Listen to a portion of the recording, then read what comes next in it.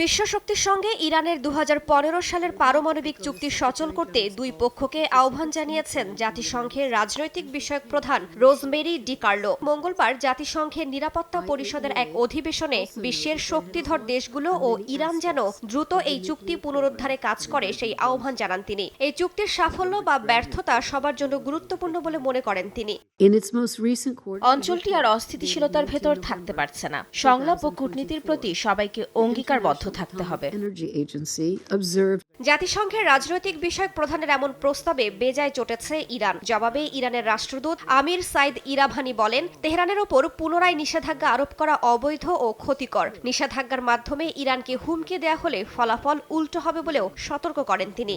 এ বিষয়ে মার্কিন পররাষ্ট্রমন্ত্রী অ্যান্টনি ব্লিংকেন বলেন, অক্টোবরে ইসরায়েলের হামলার কারণে চলতি বছর ইরানের জন্য খুব একটা সুখকর ছিল না, কিন্তু তেহরান চাইলে এখনও পারমাণবিক কর্মসূচি নিয়ে আলোচনা করা সম্ভব। ইরানের পরমাণু কর্মসূচি নিয়ে ২০১৫ সালে তেহরানের সঙ্গে যুক্তরাজ্য, জার্মানি, ফ্রান্স, যুক্তরাষ্ট্র, রাশিয়া ও চীনের একটি চুক্তি হয়। এই চুক্তির অধীনে তেহরানের ওপর আরোপিত নিষেধাজ্ঞা তুলে নেওয়া হয়েছিল। বিনিময়ে তাদের পারমাণবিক কর্মসূচির ওপর সীমাবদ্ধতা আরোপ করা হয়। তবে ২০১৮ সালে প্রেসিডেন্ট হিসেবে ডোনাল্ড ট্রাম্পের প্রথম মেয়াদে ওই চুক্তি থেকে সরে আসে যুক্তরাষ্ট্র। এরপর ইরানও ওই চুক্তির পরমাণু সংশ্লিষ্ট বিভিন্ন প্রতিশ্রুতি থেকে সরে আসতে থাকে।